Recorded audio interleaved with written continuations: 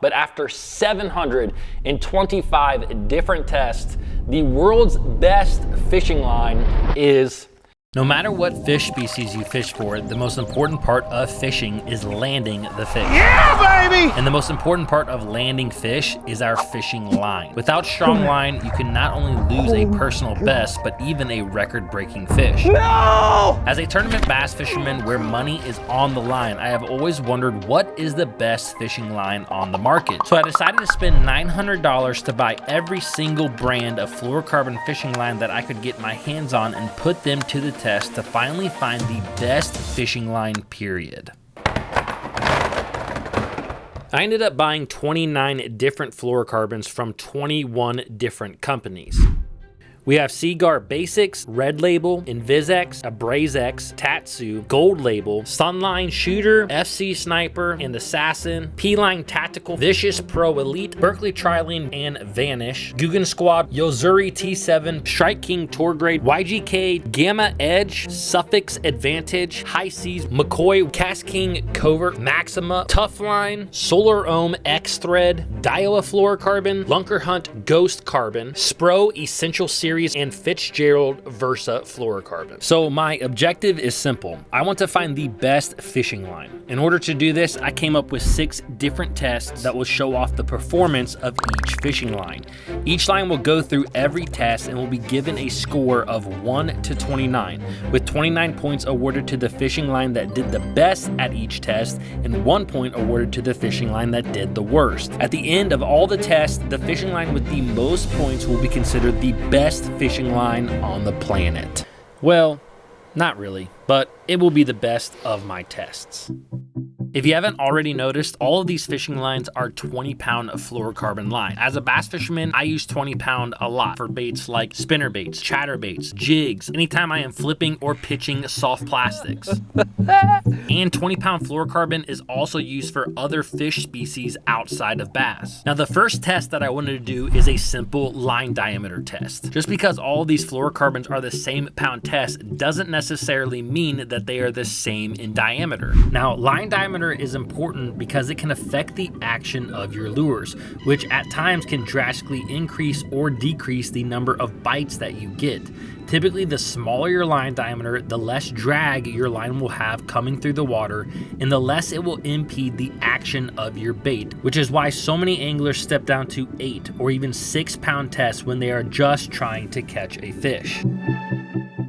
Now, some of you might just say, hey, why don't you look at the package because it actually tells you the line diameter on the package. While this is true, I just wanted to make sure that all these brands were telling me the truth, and I definitely found that a few were a little bit misleading. Now, in order to test the line diameter, all I used was a simple digital caliper. This caliper can measure in millimeters and is perfect for measuring the thickness or line diameter of each fluorocarbon line. Now, in order to make sure that I got a correct measurement, I didn't measure the line diameter just one time. I actually pulled out some line, measured it, and then pulled out a lot more line, measured again, and I did this 5 different times with each and every single fishing line. After I measured the diameter 5 times, I took an average, and this is what I was going to use for the test. Getting a base measurement of the diameter is really going to help us when we compare all the other tests to see which line is going to be the best.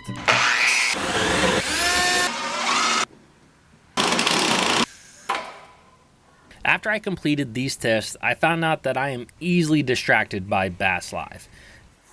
Just kidding. But a few key findings that I did observe were most line diameters stated on the package were correct within a few thousandths of a millimeter. There were a few exceptions though. Sunline Assassin, which is actually one of the cheaper lines I purchased, was 0.022 millimeters smaller than the label said. And it actually was the second smallest fishing line diameter next to Seaguar Gold Label, which measured in at 0.346 millimeter, which takes the lead in points after the first test. Now, on the flip side of things, Strike King Tour Grade, which says it's 0.43 on the box, came in at 0.466, and this was actually the thickest 20-pound line of the bunch. Now, does that make Strike King Tour Grade a bad line? Absolutely not. And later in this video, I will show you how Strike King had one of the most surprising statistics of all these lines. Now, I'm not going to go over every single line, but I'm going to paste my Google Sheet right here in case you guys want to pause this and find your favorite line. Now that we have a good base number for our fishing lines, let's get into test number 2 and find out which line has the most memory. If you don't know what I mean by line memory, I am simply talking about what happens to your line when it sits on a reel for a while. When you spool up fresh line on a reel, it typically comes off the spool fairly straight, but after sitting on your reel, it will begin to form to the reel spool. Fishing line that has a lot of memory tends to be very loopy and or kinky, which can impact your casting distance and feel of the lure. Fishing lines that do not have a lot of memory tend to be more supple and easier to manage. Now, the good thing for us anglers is that you can typically fix line memory by attaching your line to a truck or another stationary object and stretching that line. But I still wanted to test the line memory of each line and see how they came from the factory. In order to do this, I decided to take this wooden dowel and cut it into 29 different pieces for each of the 29 different lines. After making sure all of these dowels were roughly the exact same size, I drilled a small hole through them, and then I took a 2-foot section of line, rolled it up in the dowel, and hung it from this piece of rebar. This mimics line that has been placed on a reel. My hope is that when I undo the line from the dowel and let it hang down straight, fishing lines with less memory should hang down further than fishing lines with more memory. And I decided to let these dowels sit here for 24 hours before taking measurements. Now, I will definitely admit that this test was a little all over the place, but yet I still did it 5 times to get an average. What I found is that there were some clear winners, some clear losers, and then a large number of lines that fell into the just average category. Looking at this graph, our blue line is the fishing line diameter that we had previously tested, and this new red line is the result from our memory test. It is easy to see the clear winners, which are all of these spikes towards the top, and it's also easy to see the clear losers, which are all these spikes on the bottom. Here is the line memory Google Sheet for your viewing pleasure. After conducting these tests and adding up the points, we find that Gold Label is still in the lead, but only by 1 point. Now, let's move on to the third of 6 tests, which is the breaking strength test. Although this one is one of the more straightforward tests of the ones I conducted, it was actually the one that gave me the most problems. I first attempted to use my Rapala scale with a rope, a pulley, 75 pounds of weight, and a floor jack, and this actually worked, but I was afraid it would not give me consistent results. And in this experiment, I really wanted to test the strength of the line and not necessarily the strength of the knot. As a fisherman, we know the majority of time when our line breaks, it breaks at the knot. So I wanted to avoid knots, and I wanted to use a scale that would stop when the line broke. Now, I could have purchased the same line testing machine that the IGFA uses, but I don't have an extra $3,500 laying around. But with the help of Amazon and another $250 down the drain, I think I came up with a good solution. This is a push-pull force gauge that I mounted on a horizontal test stand. These right here are aluminum sleeves, which I had never really heard of, but they are used often in saltwater fishing. And this is a crimp for the aluminum sleeves. Now, crimping the aluminum sleeves on the line may sound like they could damage the line, but as long as you do this correctly, you will get 100% strength out of your line. After setting this up, I was able to consistently get a good reading every single time. Now, with that being said, if you would like to help support the Bass Fishing HQ channel and help me bring more content like this to you in the future, please consider buying something from my fishing apparel business, Fin Fishing. I named this company after my son, and our goal is to keep fishermen safe from the UV rays out on the water. We have shirts, we have hats, we have gloves, and a lot more is coming. Click on the link down below in the description and check them out today.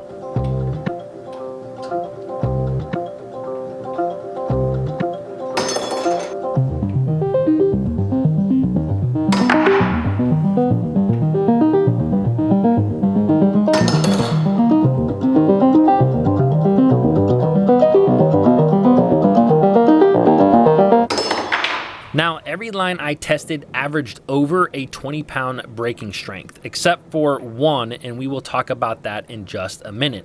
If you look at this graph here, the blue line is our line diameter, and the red line is the breaking strength of each fishing line.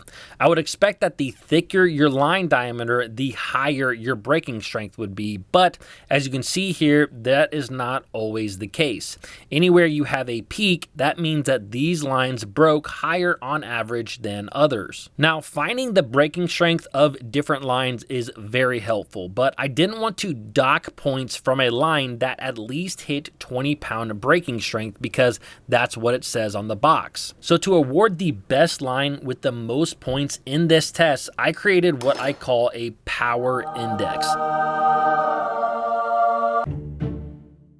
Basically, I took the breaking strength of each line and divided it by its own diameter. This number indicates the line that is the strongest in comparison to all the line diameters. For example, both Yo-Zuri and Tufline had an average breaking strength of exactly 22 pounds, but Yo-Zuri's line diameter is 0.366 millimeter, where Tufline is 0.434. So I would consider Yo-Zuri to have the stronger line because it has the same breaking strength with a smaller diameter. Looking at the list of the power index, we will see that Spro Gukin actually had the highest power index rating. Now let's talk quick about Sunline Assassin. This line actually averaged a breaking strength of 17.4 pounds on all of my tests. Now personally, I believe that this line has a higher breaking strength than that, but there's also some sort of weird coating on Sunline Assassin that was causing my crimps to slip on the line during the test. Dang it, slippage. And when they slipped, I don't believe they always gave me an accurate reading. I also tested this line by tying knots to 2 different rings, and some of those tests actually yielded a higher breaking strength, but taking the average of the best 5 tests, I was still only able to hit 17.4 pounds. So I don't know what this coating is, but I believe it impacted the results of this test. Moving on to test number 4 of 6, the abrasion test. If there's anything we know about fish, they will find the closest piece of cover when you hook them and break you off. So abrasion resistance is something that is super important. And there's even a fishing line that will go through this test that is named after abrasion resistance, which is Seaguar ABRASEX.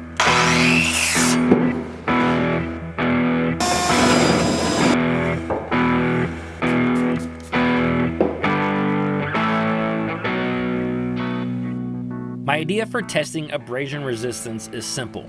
I took a 2-inch wooden dowel and wrapped it in sandpaper. Then I looped the line over the sandpaper and hung a 2.5-pound weight on the other side. The weight is there to make sure that I have the same amount of pressure placed on the line for each test. Then I simply started rotating the dowel, keeping track of the number of revolutions that would happen before the line broke. Also, in order to control all variables, I made sure to use a new piece of sandpaper for each test and/or moving the line to a different part of the sandpaper so I would never reuse the same spot twice. Looking at the graph, again, the blue line is the diameter and the red line is the abrasion resistance. Anywhere we have a spike means that that line was extremely abrasion resistant. One thing that was super interesting to me is that Strike King Tour Grade was by far the most abrasion resistant line. Now, we know that this line has the largest diameter, but it was nearly twice as abrasion resistant as its closest competitor. So if you are fishing heavy cover often, you might want to look into Strike King Tour Grade. Now, probably one of the biggest disappointments of this test was Seaguar ABRASEX. Not only did this line not score well, but it was actually the worst scoring fishing line when it came to abrasion resistance. This is a line that I've used a lot over the years, but I actually found another video with a test that was done on abrasion and they found the same results. Moving on to test number 5 of 6, the stretch test. One of the best qualities of a good fluorocarbon is that they stretch less than monofilament, which gives you a greater sensitivity and feel of your lure, as well as better hook sets at a long distance. Now, stretch in your fishing line is not necessarily a bad thing, depending on what type of fishing you are doing. But in this test, I consider the line that stretches the least to be more sensitive and better, which is what I personally desire in my fluorocarbon. In order to test this, I took a small section of line and marked the 10-inch point of that line. Then I pulled the line to exactly 18 pounds of pressure and took a reading.